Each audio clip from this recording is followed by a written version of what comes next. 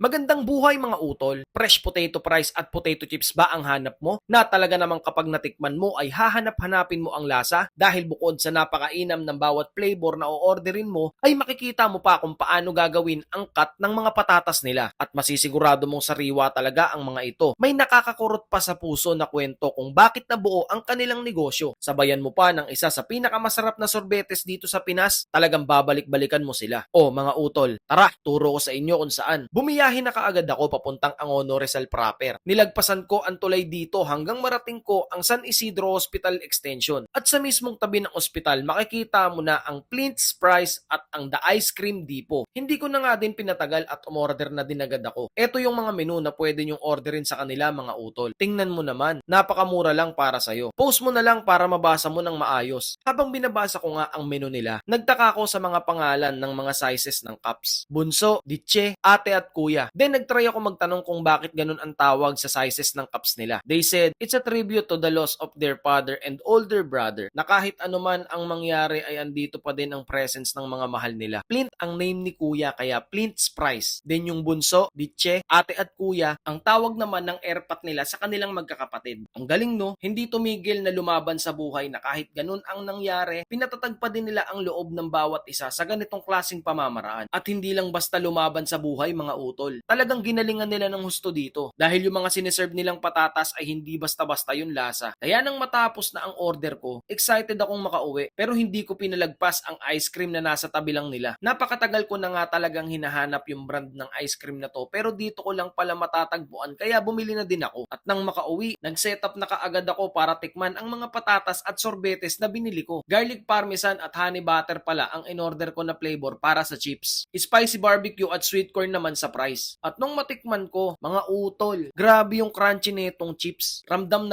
mo na mahal nila yung trabaho nila. Laking tulong din ng flavor pero mas malaking tulong yung kung paano niluto, kung paano nakuha yung ganitong klaseng resulta. Pati yung price mga utol, hindi ko matigilan. Ibang-iba yung atake kumpara sa mga price na mabibili natin sa mga nakasanayan nating bilihan. At kahit bumiyahin na ako ng medyo malayo, hindi siya naglaps. FYI mga utol, panalo yung mga nabili ko. Pero paborito ko yung sweet corn at honey butter. Ang galing. Kaya mga utol, maniwala kayo sa akin. Dayuhin nyo at kombohan mo na din ng Big Scoop ice cream para maging balanse ang food trip mo. Bubblegum flavor ang binili ko na talagang hindi ko matigilan na dapat titikman ko lang pero nauwi sa pagkaubos. Kung busy ka naman, pwede kang umorder through online. Message mo lang sila sa kanilang Facebook page. Advance na kita. Enjoy your food, utol!